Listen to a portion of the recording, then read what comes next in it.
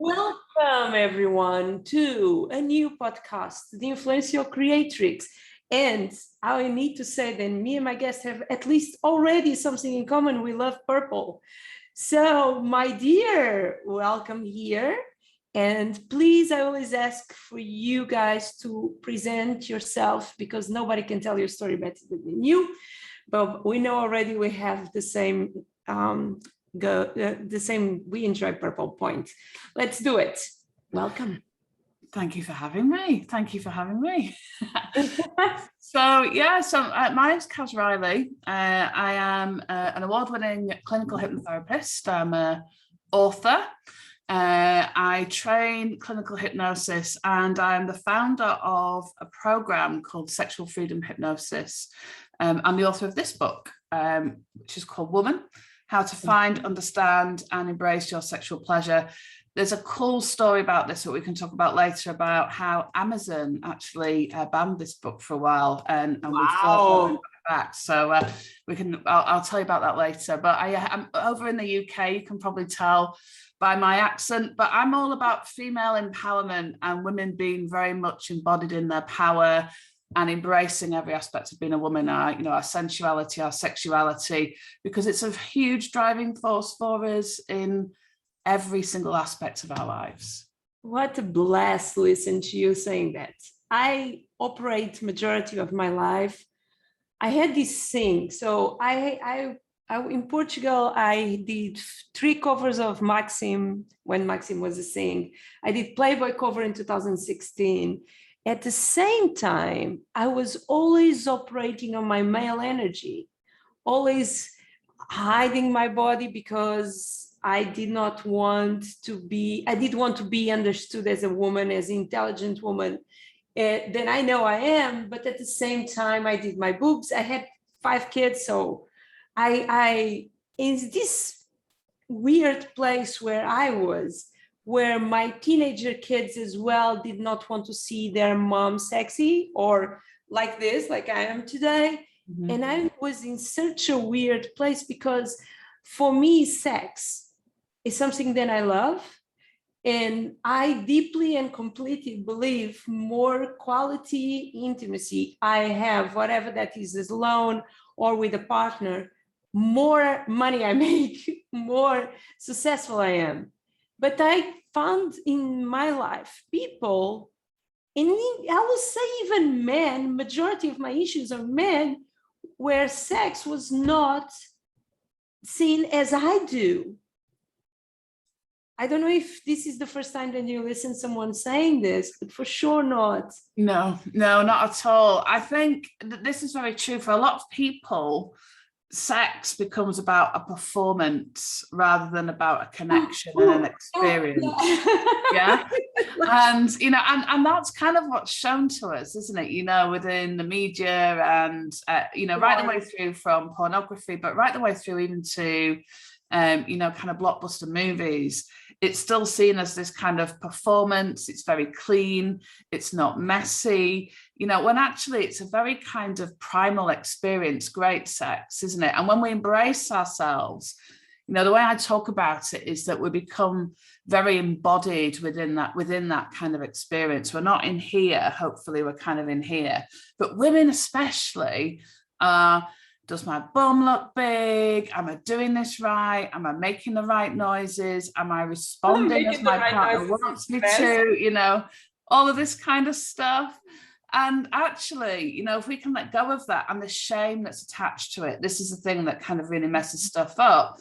And this is the shame is the stuff that then carries through into everyday life. I often work with women who are telling me, I need to be more masculine in a man's world. I work in a male predominated or predominant environment. And I was like, no, your superpower is your femininity. We have to get away from this idea that we can't be super successful, super direct, and yet still very feminine and soft and all of these wonderful things that make women women. And it's one of those myths, isn't it, that we have to somehow embracing every part of us, embracing our sexuality, our sensuality, our femininity, makes us vulnerable, when actually it doesn't. It makes us safer and stronger, because then we have that presence and that awareness of it.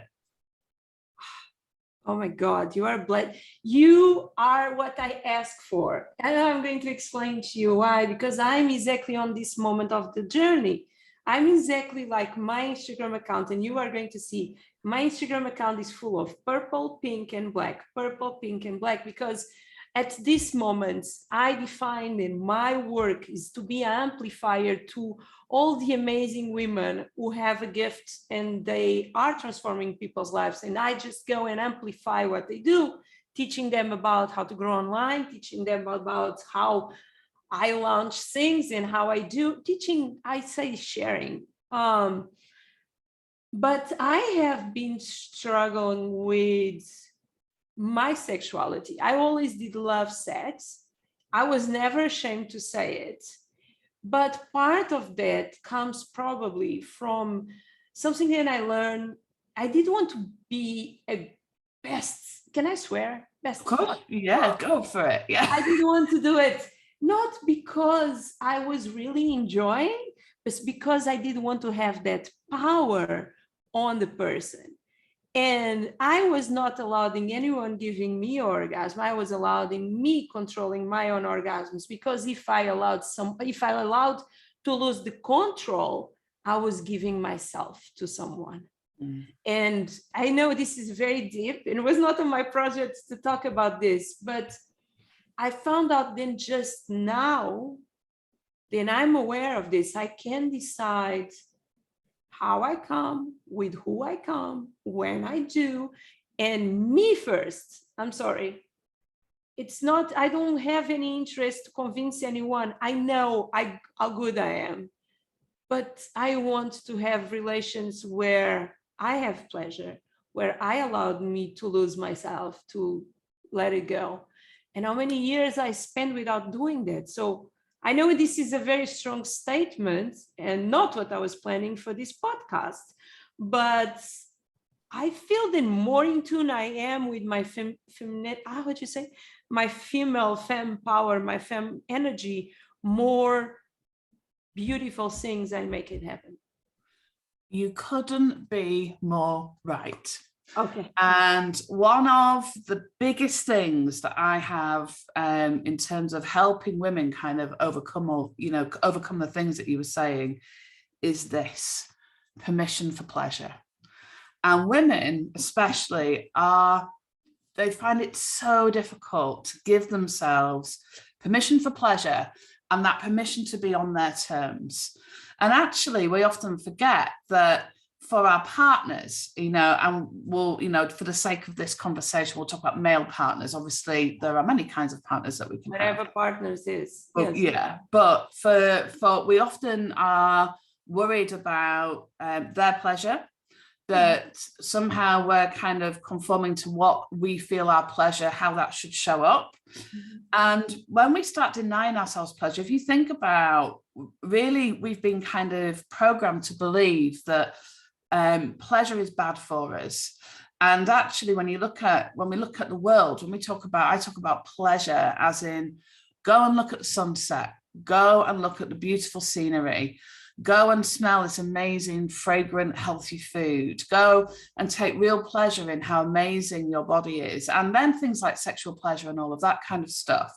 But we've been taught that pleasure is really about consuming things rather than becoming kind of immersed in an experience. So we're taught that pleasure is bad for us because pleasure is chocolate cake. Now, it can be, but that, what we have to also remember that it's the sunsets and the sunrises and all that amazing stuff. And when we allow ourselves to kind of embody that, and we give ourselves permission for it, then we have better experiences. And that then transfers into playfulness, not only in the bedroom, but in our lives. And if we kind of embrace that playfulness, then we start enjoying everything that we do. And then by default, we become more successful because we want to do more of the things that we love to do. So we can be playful, things like social media. We can be playful on our Instagram. We don't have to be super serious and, and all that kind of stuff. Yeah. I'm 100% with you. I could share my screen now and show to you. Like yesterday, I put a picture of a couple. I took out because I didn't want to do another post and it was a different color, so I took out. But embrace sexuality, embrace the energy that comes from being sexy, from being hot, from being, I don't know, but this podcast is going so I found out very early in my life that if I could not sleep, if I had 1 or 2 or 3 orgasms, they will knock me out. And for me, I don't get it why this is not a common sense. Do you understand what I mean? I do. For me, having pleasure and having an orgasm, I don't need to do it every day. I'm 41. I'm balanced now. I used to want to every day, many times a day. The thing is having an orgasm with myself. So taking care of me, because I know better what I like, helps me sleep. So I believe then having an orgasm is so important as food, as sleep, as water. Right? It is, absolutely it is. And, anorgasmia, or the inability to orgasm, is one of the biggest sexual dysfunctions that I work with. I know. And the reason why that women often have so much problem with that is just one thing, and that's shame. Because from being very little, girls are taught, don't touch yourself there. Nice girls don't. If you're sexual or sensual, you're going to get a reputation. Bad things will happen to you. Nobody will take you seriously. And this conditioning, has come right the way through, for generations. If we go back to the days of the goddesses and, before kind of religion really took over female sexuality, women were seen as being the more sexual gender. Our sexuality, our cycles, our periods, our ability to produce children, our orgasms, our pleasure were celebrated at the highest level. It was seen as this divine power. And basically, it kind of, absolutely it is. And, but that's kind of been conditioned out of us because, in came, things like, even the term hysterectomy, the removal of the womb actually came from the term of the removal of hysteria from a woman's body. That's where that comes from. Women were locked up, in Victorian times for masturbating, for having high libidos. And when we think about our libido, which is a thing that makes us want to have all these wonderful things, that is it's part of our life force. And if we start thinking about our libido as our life force, as one of the key things that drives us towards every goal that we've ever dream of, then we realize why we need to lose that shame, because that shame doesn't only hold us back from our orgasms, but it holds us back from every goal and success that we want to achieve. Yes, I feel I was having this conversation the other day. This is going to sound weird. I'm a very hot woman. And when I mean hot, I mean literally hot on the sense that my body when it's sleeping is very hot.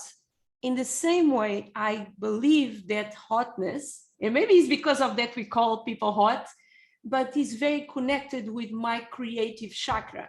So I am a mom who did give birth to 5 kids.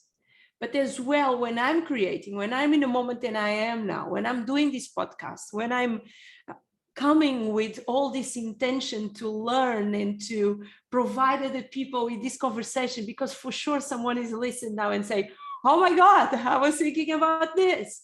This power of creation is for me very connected with the sensual power of orgasm, the sensual power of feeling. Then someone touch you in a part, for me is going to be my neck or my shoulders, then it's very sensitive. It comes from our dreams, our excitement, and I was wondering, so I've shifted totally my brand. I used to be a DJ. I used to go through the name Hockey Valent, and it was techno, it was black, was until sexiness.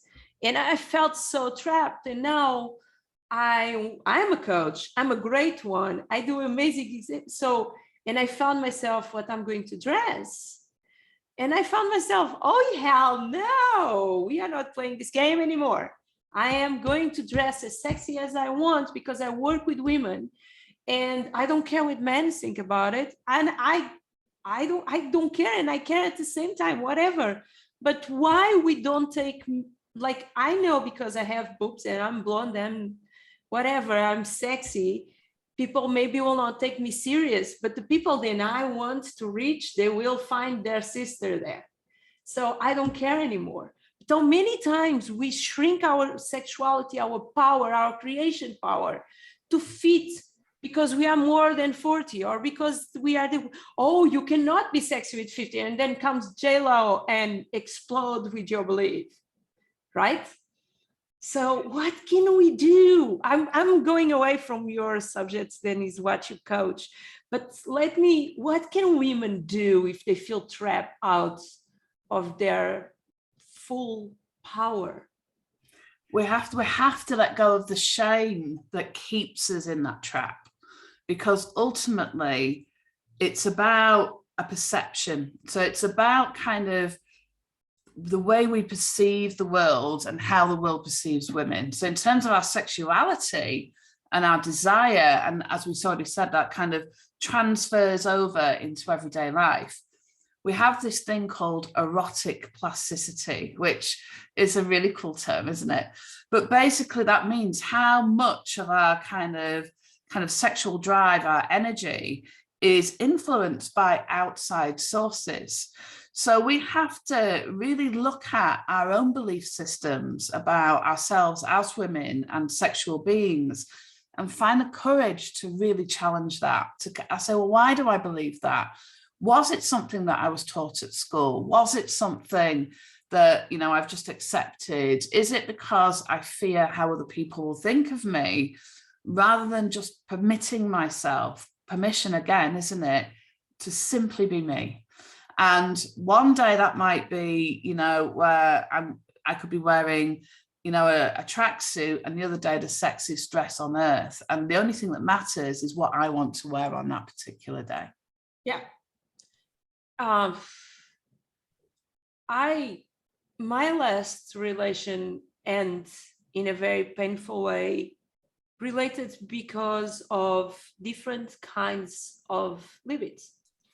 And that was very, because we talk a lot about women having headaches, but we don't talk a lot about men who, after a certain time in their life, or even before, they just are not with the same, they don't want to do it, or they are not. And we live in this society, then women is shamed because she don't have sex, but then she is shamed because she want to have sex.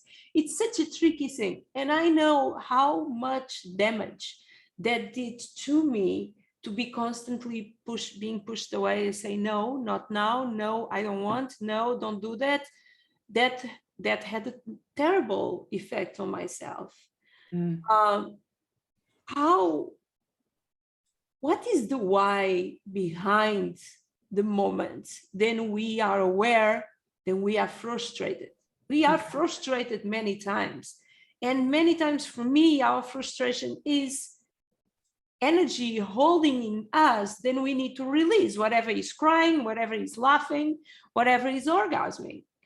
So what is the moment then we shift? We have an age gap. Do you have an age then these things come up more in your clients? No, I mean, I think women are getting more bold about talking about these things. So, you know, we're often told, aren't we, that, you know, women become less sexual as they get older. And I certainly don't see that. You know, I see that some women do. And often then when we look at, it's often about the relationship that they're in being very stagnant, or that there's maybe something gone on with their hormones. But, you know, menopause, for example, you know, I'm 49 this year. So, you know, menopause doesn't mean that your libido necessarily disappears, you know, that there's all of those kinds of things. But you're right. Women are taught, we're actually taught really that somehow a measure of our validity is how desirable we are. So we will often feel very rejected if we are rejected, if we're a woman that has, you know, a high libido. And actually what we have to do is to learn to stand in that energy and to use it and to go, okay, well, that person doesn't want to have sex with me, which is okay. And I can use that energy in other ways, but then to take a step back and to look at not what's wrong with us, but what's going on in that particular relationship.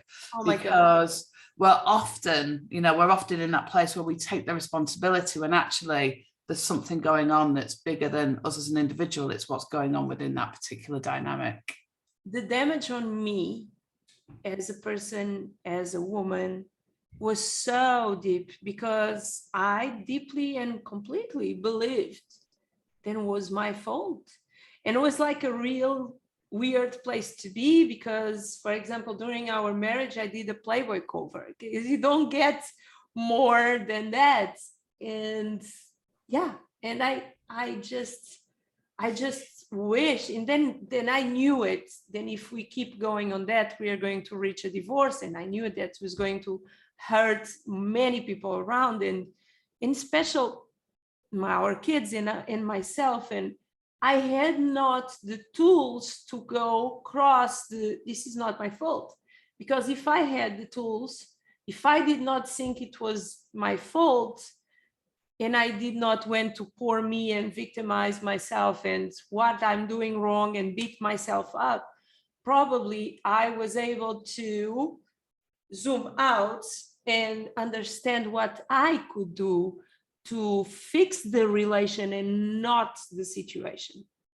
Yeah. And it's interesting because I always say it's never an issue for the person that doesn't want it.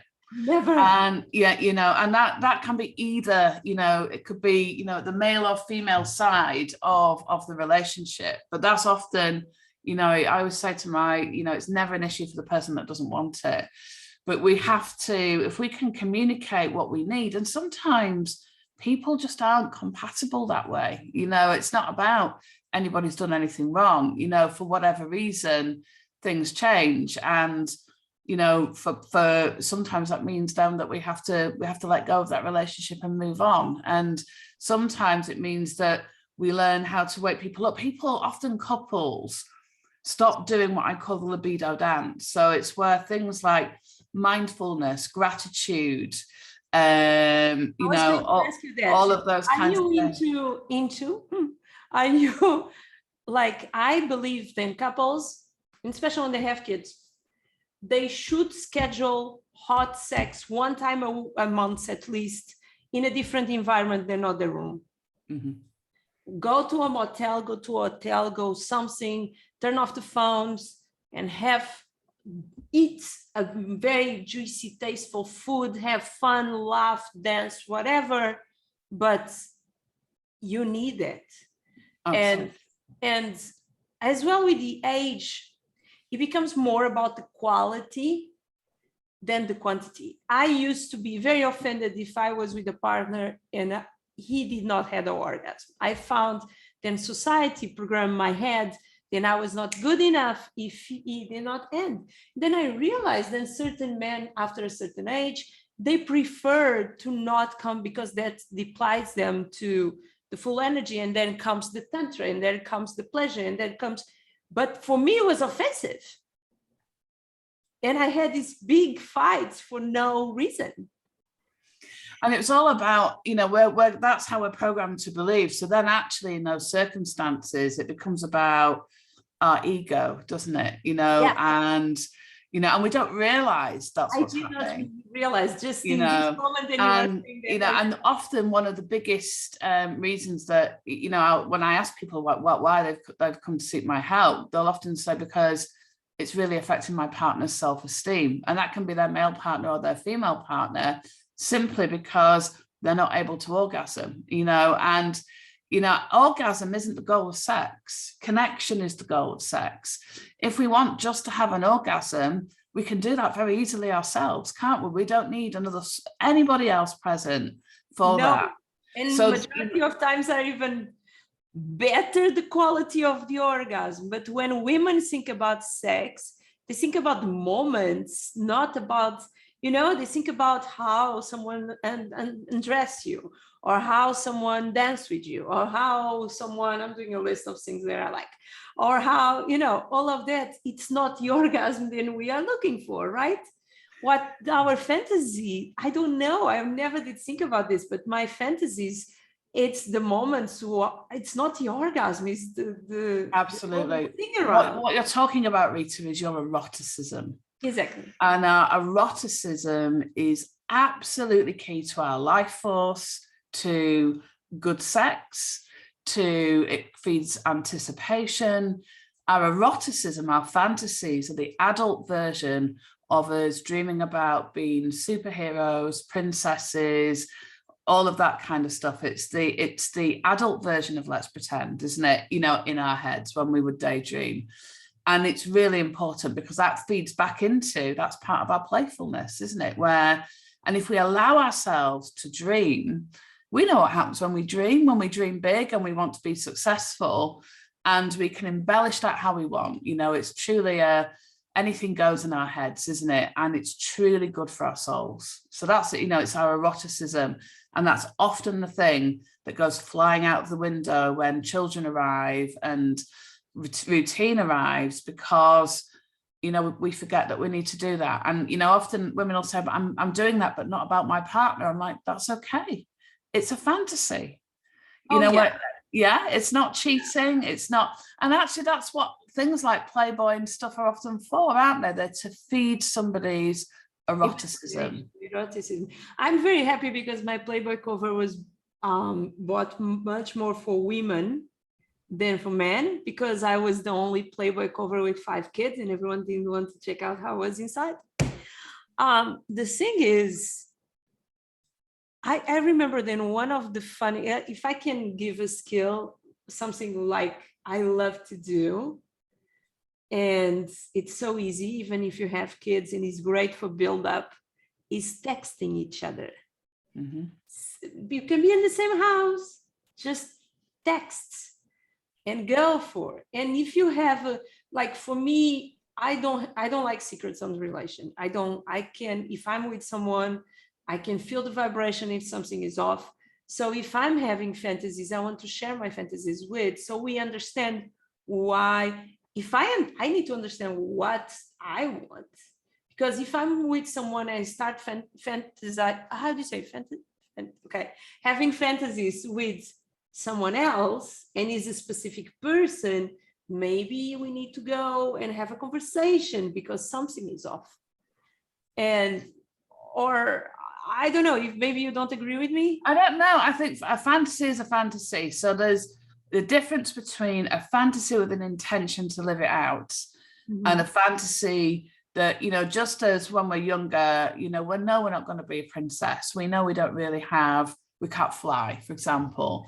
And all of these things. So this feeds our eroticism, which feeds our libido. And then our partners are the ones that benefit from our libido. So, you know, we're stood there, I don't know, we're cooking dinner and we're thinking about, I don't know, something that we saw on the TV last night and how hot and sexy it was. And often we can drop ourselves into that scenario. That's not an intention to go outside of our relationship. That's just about our eroticism. And this is part of the thing. If we start attaching shame onto those fantasies because we start saying how that should be, then that's actually the thing that kills our eroticism. I understand. I mean, more when it's a specific person, then you hang out around and you feel a specific vibe. Maybe it's time to have a conversation with your partner. Maybe. Or keep it to yourself. Or keep it to yourself. No. You know, we don't need to tell everything. In special, that is our world, is our fantasy. And I'm curious. Since we are talking about sex, I want to know, what is your why? My why, in terms of what? Why you teach, why you coach people? Okay. In this specific subject. Okay, because there is such, especially with women, I have had the pleasure of the last 21 years of working with women from all walks of life.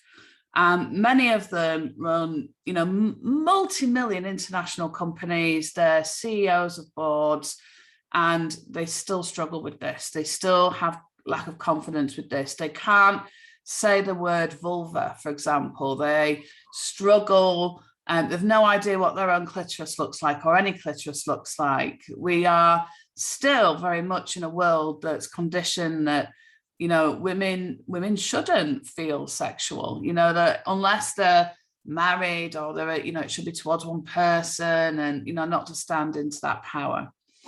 And for me, you know, I'm a deeply sensual person, and I'm all about kind of helping people overcome that. And that's why I do it, because we need to have these conversations. We need to stand up and talk about this stuff. We need to kind of reclaim this energy. And, you know, somebody has to start making a lot of noise about doing that. And there are several, I'm certainly not the only woman that's doing that, but I'm certainly one of them. And we have had bad information. You know, it was only this week that the first ever full anatomy of the female clitoris was actually published in an anatomy textbook.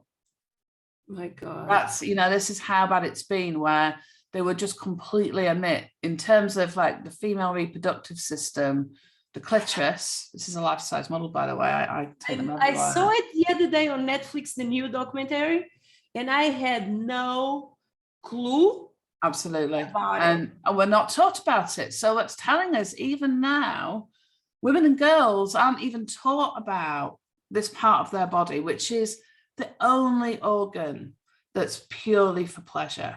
The only organ in the human body that is purely for pleasure. And, you know, and has these amazing, just out here, 8,000 nerve endings. The penis, or with the equivalent part of the penis, has 3,000 nerve endings. So, you know, women are built for pleasure, and yet we've kind of, it's all been kind of repressed. So I truly believe for us to get men and women on an equal, so, you know, on an equal, whether that's in business, with our sexuality, with pay, everything, we have to kind of level the playing field across all areas. And this is part of that playing field, where women can realize that their pleasure is just as important as their male counter, you know, their male partner's pleasure, that their orgasms, you know, when we look at only 18% of women will have an orgasm through penetration alone. And that's because it's all very orgasm focused rather than pleasure focused. You know, there's all this misinformation out there.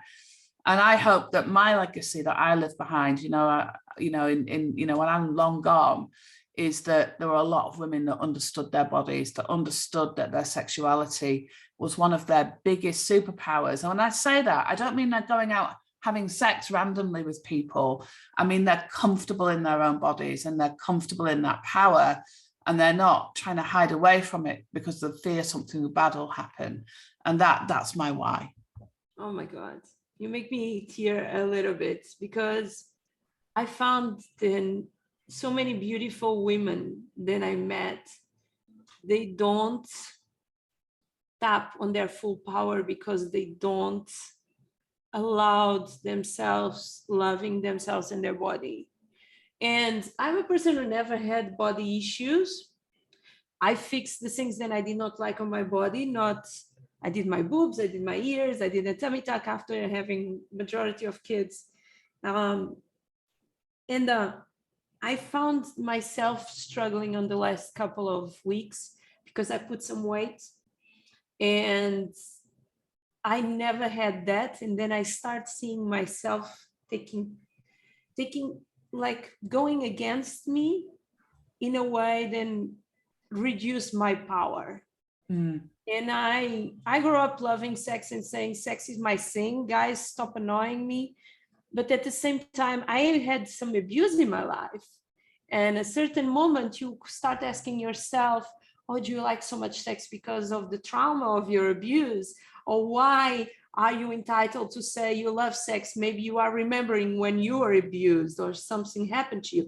It's such a tricky place, because I don't want to give up of loving sex, but I don't want to feel ashamed. It's not my fault. I did not choose to be abused. So do you have that? Like, do you have people have that kind of heaviness? Okay, yeah, and this is the thing, is that, you know, the idea, you know, obviously sometimes abuse will affect people in terms of how they view sex, but usually it's not a love thing. It's not something that makes them love sex, as in, if it has an effect upon them. One of the biggest things that I see is women that have shame because they're able to function well and beautifully with enjoyment and pleasure after they've been abused, as if somehow their abuse should affect them for the ever, you know, the shame of their abuser is somehow on their shoulders and they should carry that through. You're not stained if you're abused. You're not broken. It wasn't your fault. You know, that shame's not yours to carry on your shoulders. That's theirs. And the idea that you can't move forwards, it just says that you're resilient, that you've come to terms with it, that you have, you know, you've let it go and you refuse to allow it to define who you are and how you behave sexually now and in the future. Yeah, and I'm saying this because I'm in that situation. And another thing is you having pleasure, you enjoying sex after whatever did happen to you, is you claiming your own power and making them lose the power they still have on you, because the abuse is not the problem. The problem is the damage that you allowed the abuse to have on you, right? Yes. And so it makes me tear up because I struggle with that. I struggle with, oh my God, how can I still enjoy? How can I still have kinky fantasies? How I still want to, and oh, you cannot, you are abused. So, which is crazy, isn't it? You know, that somehow, you know, and it's like the other thing that I often hear, you know, and I'll say it because I believe passionately about this, and this is one of the things that is that people are often told that they have to forgive their abuser, and somehow they won't heal unless they forgive their abuser. Now, I'm not saying that you can't forgive your abuser, but let you know, anybody that's watching this, please, you know that this is the absolute truth. With help, or, you know, just by through your own resilience, you can get to a point of indifference towards somebody that abused you. Yeah. But you do not have to forgive them. The idea that you cannot heal unless you forgive somebody that did something that was probably unforgivable to you is a really ridiculous, shame-filled notion. It's oppression, isn't it? So I kind of say, you know, if we can get people that I work with that have been in that where it does affect them, if we can get you to a point of indifference towards that person, and then we reclaim your power, yeah, fine. Yeah, absolutely. Another interesting thing is when we are abused as a kid, we grow up with the idea that abuse is painful, is a violation, is a rape. It comes with ropes and I don't know, black spots all over. I don't know. It's a violence act. What we need to teach our kids is it don't need to be like that. It can be nice, can feel nice, can you feel good, and it can be pleasurable. That don't mean then it's not an abuse, right? Because I struggle with that during a long time. And I found then it's really important on this moment to clean that up. But since we talked about the pleasure and the other sides of, I want you to tell me what kinds of offers do you have so people can reach out to you? In what kind of options exist for you as a coach, as a mentor? What kind of options they can have? Okay. So, well, first of all, I teach other therapists. So, and, you know, other therapists, other hypnotherapists as well.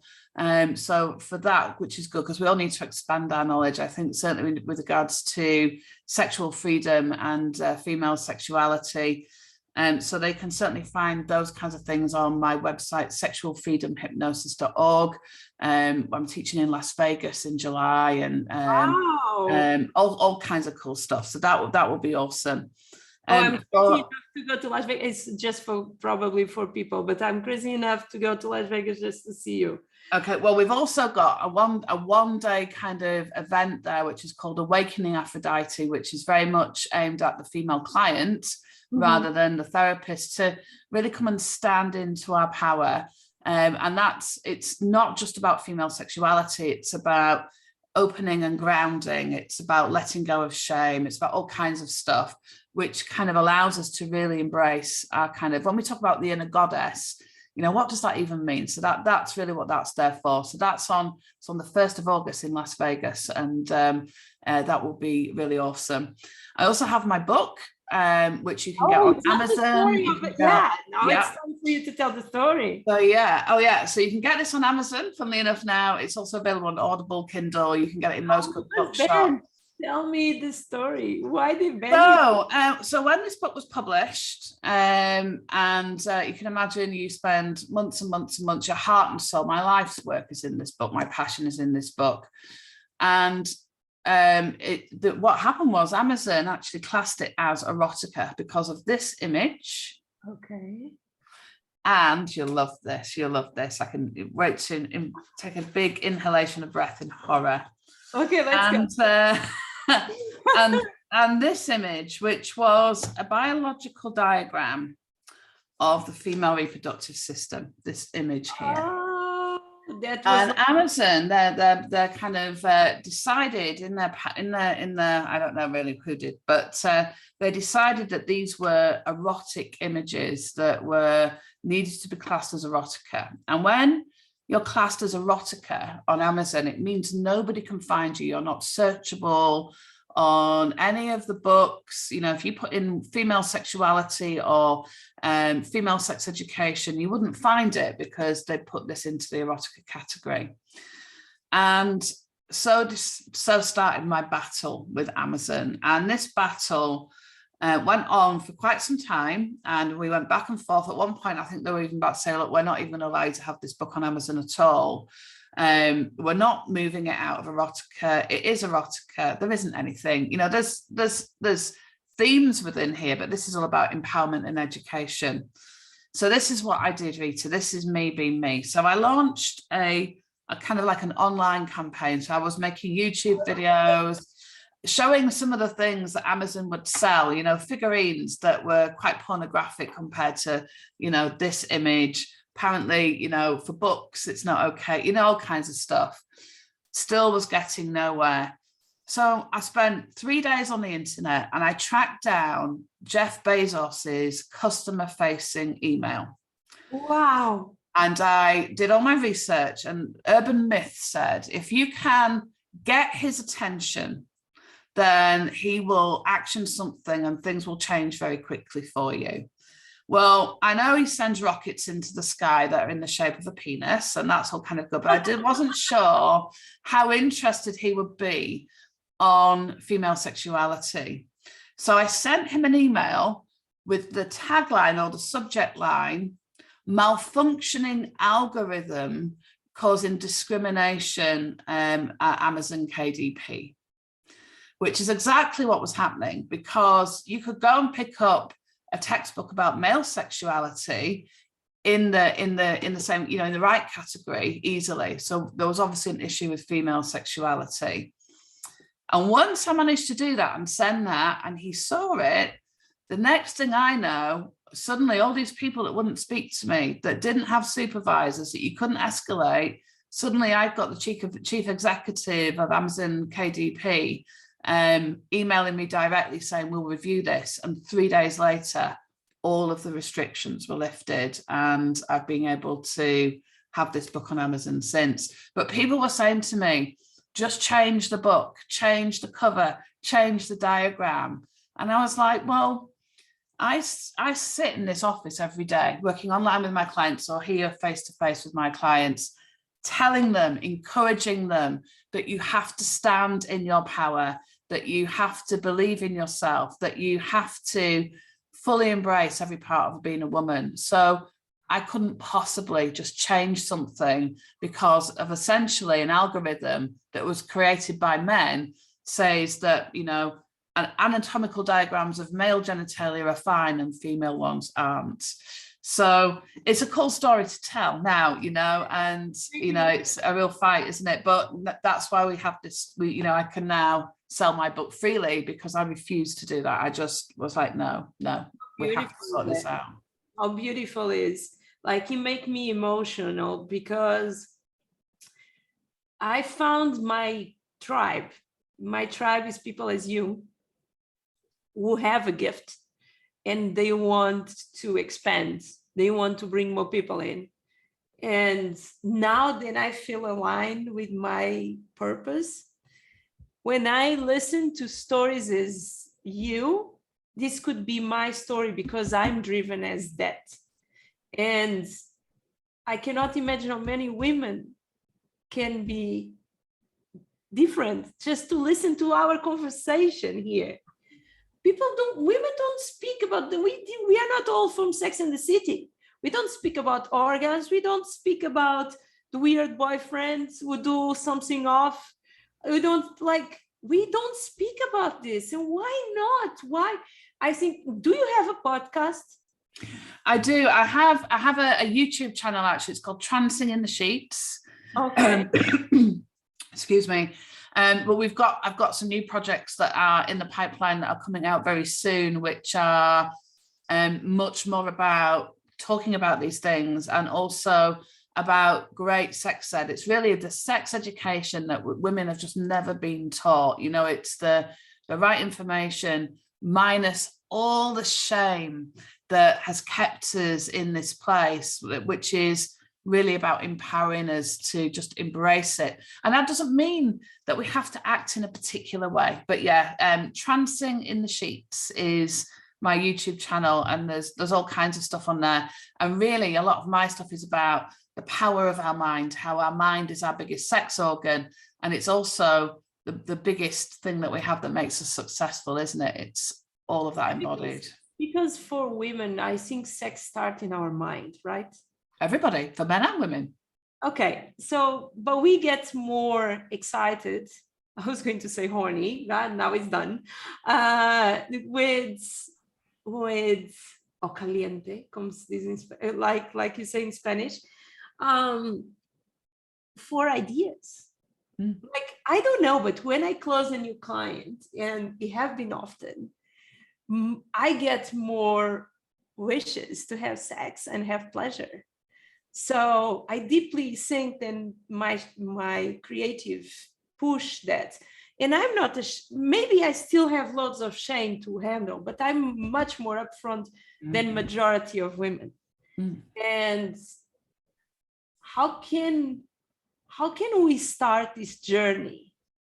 If you can tell something to someone who's watching this, and they know they are not owning their full sexual ability, power, whatever we can call, what is the first, how they can reach out to you, and in what they can where, in what moment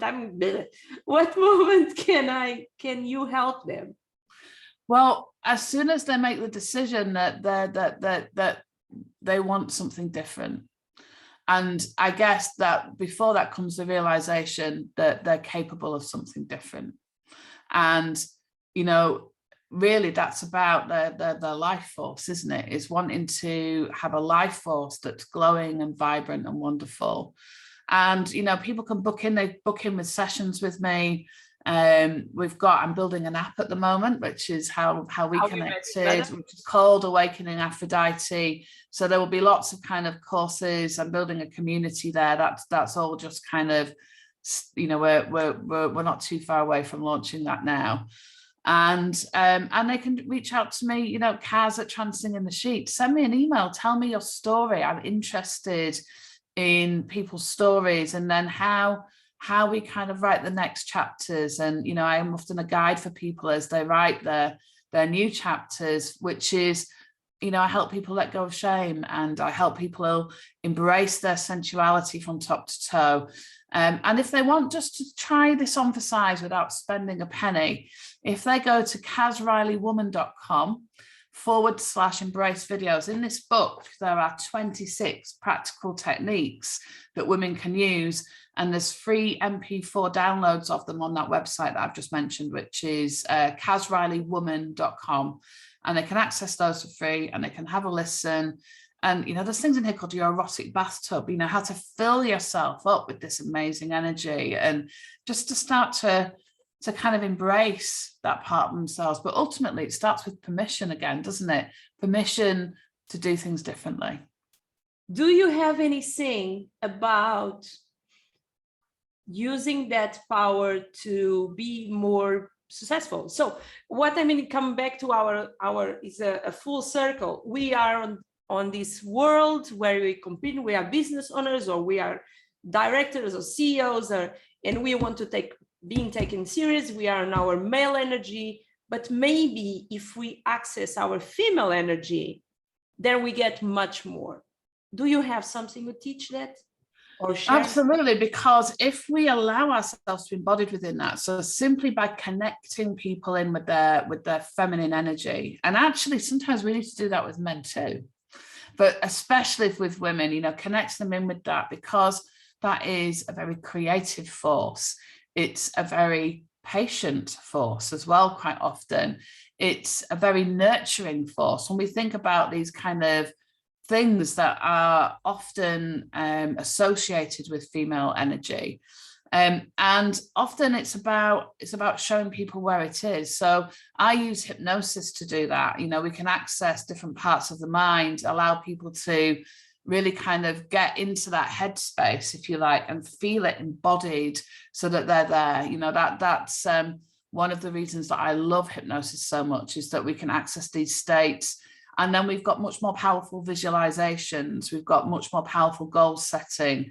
We can feel like we can achieve it. You know, we can believe it until we achieve it. We don't have to fake it till we make it. You know, I say we can believe it until we achieve it, you know, and really become embodied in that. And so there's all kinds of stuff that we can do, but hypnosis is one of my favorite tools because it works on every physical level, an emotional level, a spiritual level, a psychological level, a conscious level, a subconscious level.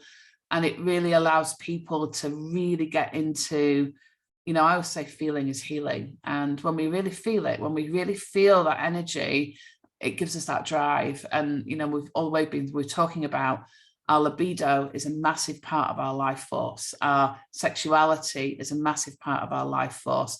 And just as you said, if you close on a client, it can make you feel really excited and horny because it's feeding your libido, you know. So ultimately, that's what we need to do. But again, it's about giving ourselves permission to do that. I know it makes us safer, not vulnerable. It doesn't mean we're just going to go out then having sex with anybody that wants it, you know.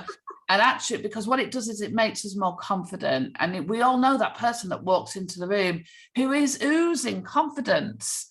Everybody kind of leaves them alone. They respect their space. They, you know, all of that kind of stuff. And if we can get to that point where we're oozing confidence because we're comfortable in ourselves, ultimately it makes us safer and it makes us more powerful in those environments. And then we stop looking for that validation about being masculine enough in a particular world. We're just ourselves. We're our authentic selves. We're showing up every day as our authentic selves in these worlds, and actually people by people, and it makes us more successful because we're not trying to be something that we think we should be. We're just being who we are. Wow, beautiful. I am going to buy your book or listen to your book on audio, buying as well, because I feel then I am on a moment and I need to access more. And that comes from me aligning myself with my sexuality as well. It was so nice. People went so fast. Thank you for having me. I think it was, listen to this. I really undressed my life here about sex. I always say then it's more easy to do a Playboy cover than be honest about your life.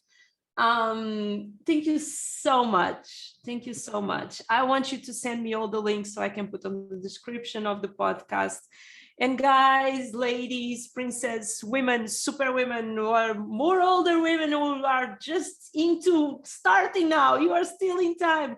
Because tell me, we can still orgasm when we are 90, right? Absolutely, we can. Hallelujah. That is going to be my destiny. Thank you so much. It was a pleasure. Do you want to leave a message? Give yourself permission for whatever it is, whether it's to be successful, orgasmic, whatever it may be, everything starts by giving ourselves permission to do something or make a change. Perfect. Thank you so much, guys. We are going to wrap this now, but I am going to keep a conversation. I'm so sorry. You guys can be jealous. Bye-bye. See you on the next podcast. Bye-bye.